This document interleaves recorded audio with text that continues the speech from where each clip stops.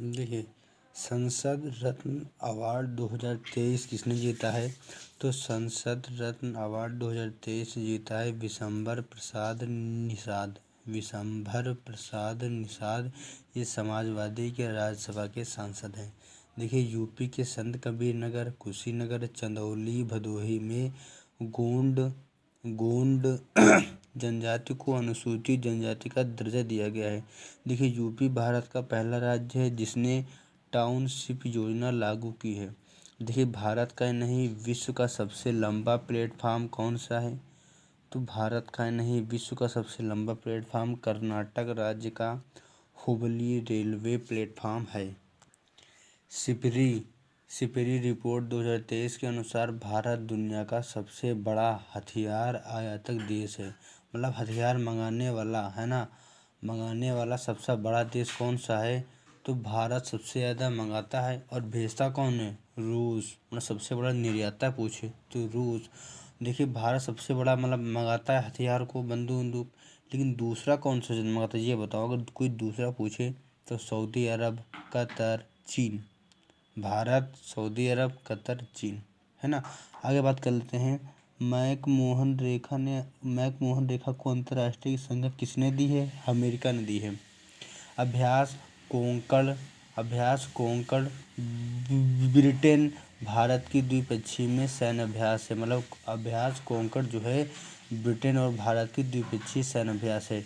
Asia की पहली महिला पायलट सुरेखा यादव। मतलब सुरेखा यादव वैसे भी भारत की पहली महिला पायलट थी, लेकिन इन्होंने वंदे भारत मतलब ट्रेन चला लिया, है ना। एशिया की पहली pilot Surekha Yadav Vande Bharat express high speed train चलाने वाली एशिया की पहली महिला पायलट थी। अगर बात कर लें बागों का नगर तो लखनऊ हो जाएगा। आमों का नगर लखनऊ। नजाफत एवं नफासत का नगर लखनऊ। नक्काशी का नगर सहारनपुर। लकड़ी के सामान कहाँ मिलते हैं? सहारनपुर। रणभूमि नगर फतेहपुर। नवाबों का शहर रामपुर। चाकू का शहर रामपुर है। पीतल नगरी मुरादाबाद। पीतल किससे बनते हैं? बर्तन के ही बनते हैं, तो बर्तन और पीतल का शहर का मुरादाबाद में है। ताला नगरी अलीगढ़, है ना। अगर बात कर ले हम कि छोटा पंजाब पीलीभीत। सिराज ए हिंद जौनपुर को कहते हैं सिराज ए हिंद जौनपुर। काशी की बहन गाजीपुर, है ना। अगर बात कर लें कि हम इत्र की नगर कन्नौज, है ना। कन्नौज क्या कहते हैं? महोदय श्री के नाम से जानते हैं, है ना। अगर हम बात कर लें कि प्रबुद्ध नगरी मतलब बुद्धिमान नगरी शामली को कहते हैं, है ना। जयप्रकाश नगर किसे कहते हैं? तो गोंडा को कहते हैं। ताज नगरी अयोध्या। पूर्वांचल का प्रवेश द्वार बाराबंकी को कहते हैं। देवा नगरी बाराबंकी को कहते हैं। अगर हम बात कर लें कि छोटा दिल्ली कहें, छोटा दिल्ली गाजियाबाद या उद्योग नगरी गाजियाबाद तो कहते हैं, है ना। कैंची कहाँ पाई जाती है? कैंची मेरठ में पाई जाती है। कैंची नगरी केरठ या क्रांति नगर किसमें? मेरठ में पाया जाता है। अगर कोई कहे पेड़ों का नगर या कन्हैया यात्रा तो किसे कहते हैं? पेड़ों का नगर और कन्हैया यात्रा मथुरा को कहते हैं, है ना। अगर बात कर लें महोत्सव नगर तो महोत्सव नगर महोबा को कहते हैं। यूपी में क्या लिखा है यहाँ पे? जलियांवाला बाग। हाँ, यूपी में मिनी जलियांवाला बाग किसे कहते हैं? यूपी में मिनी जलियांवाला बाग हापुड़ कहते हैं। श्री काशीराम इको गार्डन कहाँ है? श्री राम इको गार्डन लखनऊ में है। बायोटेक्निकल पार्क लखनऊ में है। नाइट सफारी पार्क कहाँ है? Night safari park greater Noida कहाँ पे है? गौतम बुद्ध नगर में, है ना। मतलब कि night safari park greater Noida कहाँ पड़ता है? गौतम बुद्ध नगर में पड़ता है। ये देखिए क्या है? NIGHT night safari park. अगर कोई कहे LINE लाइन सफारी पार्क तो ये इटावा में है। Line safari park Etawah. Night safari park greater Noida. अगर बात कर लें कि कानपुर को जानते हैं, आगरा के उद्योग टेक्सटाइल पार्क कहाँ कानपुर में है।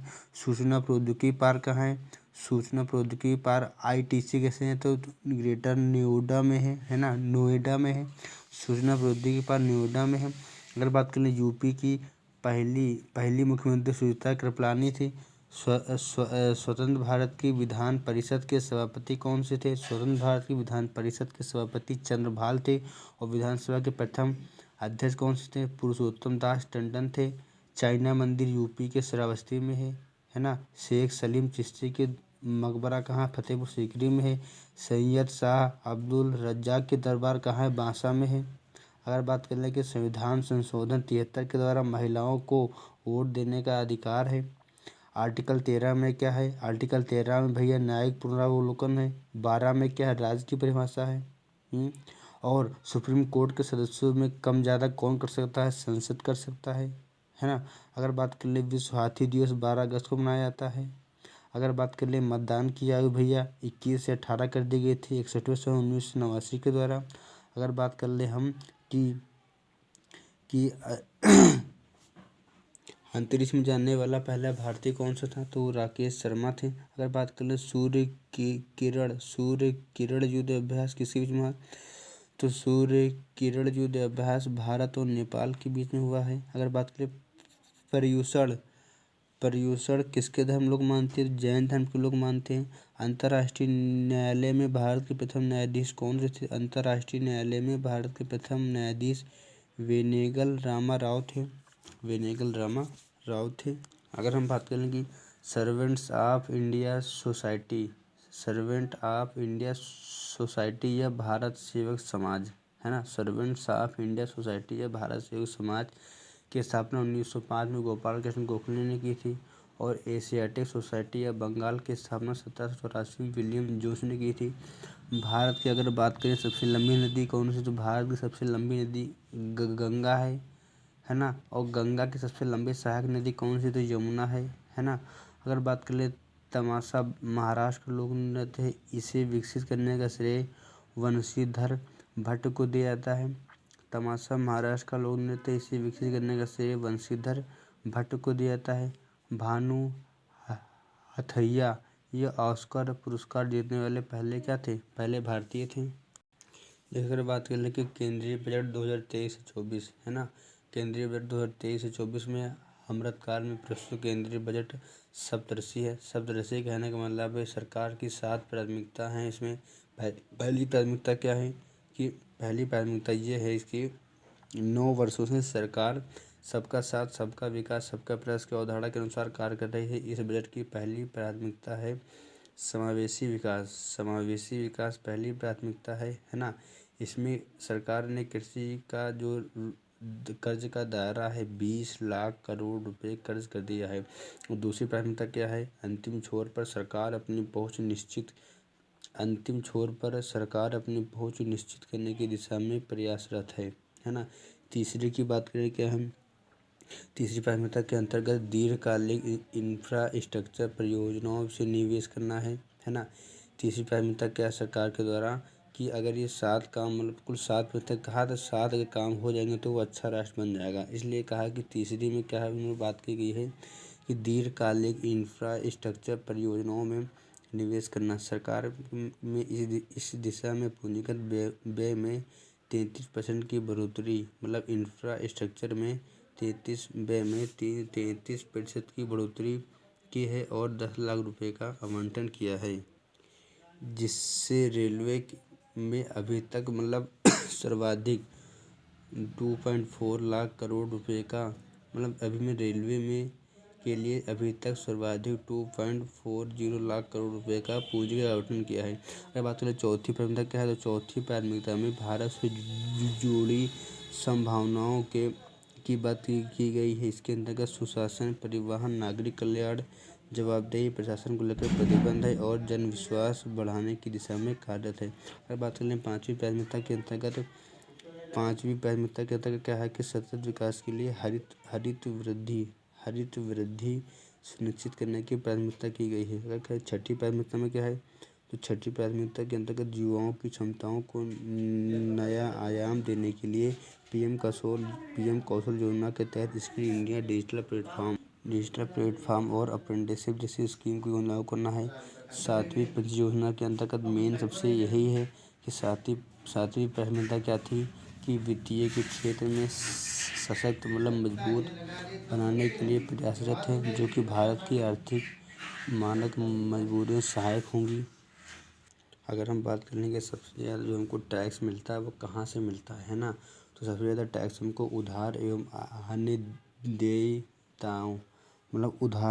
अन्य देयताओं से हमको 34% मिलता है सबसे ज़्यादा टैक्स। उसके बाद निगम कर और आय कर पे हमको 15% मिलता है। निगम कर और आय कर दोनों पर हमको 15% मिलता है।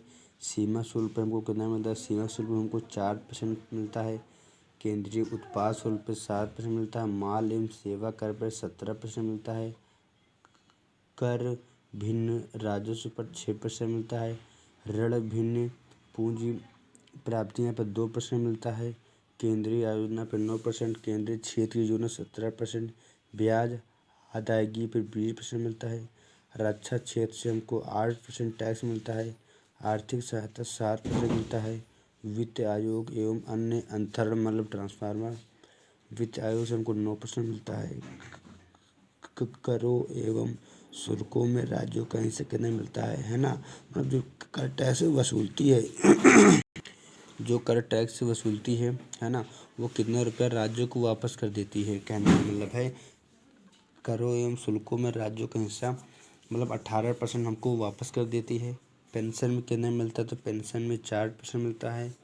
अन्य व्यय मिलता है तो अन्य, देखिए ये जो यहाँ से हमने केंद्रीय योजना बताया है, ये देखिए रुपया कहाँ कहाँ को, ये देखिए नीले पेन से ये क्या था कि ये रुपया इतना ज़्यादा सबसे ज़्यादा हमको कहाँ से, किस विभाग से कितना ज़्यादा हमको मिलता है, है ना, कि किस चीज़ से हमको सबसे ज़्यादा टैक्स मिलता है ना, और किस टैक्स से हमको कितना मिलता है, ये नीला कलर से था। ये ब्लैक पेन से क्या है, ये जो पूरा ब्लैक पेन से है कितना % टैक्स लोग रुपया जाता है या कितने रुपये आप इस पे टैक्स देते हैं। तो ये देखिए ये जो क्या था कि इस पे सिर्फ जो टैक्स हमको मिलता है, इससे आय कर पर निगम कर पर जो सरकार को पैसा मिलता है वो कितना मिलता है? 15% मिलता है। ये है क्या, रुपया आता है हमको टैक्स मिलता है ना। सीमा शुल्क से हमको कितना टैक्स मिलता है सरकार को, हमको या सरकार को कितना मिलता है? 4% मिलता है। और ये क्या है, रुपया जाता है कितने रुपये टैक्स लोग देते हैं। केंद्रीय योजना पर 9% देते हैं। रक्षा क्षेत्र कितना, रक्षा क्षेत्र पे 8% देते हैं।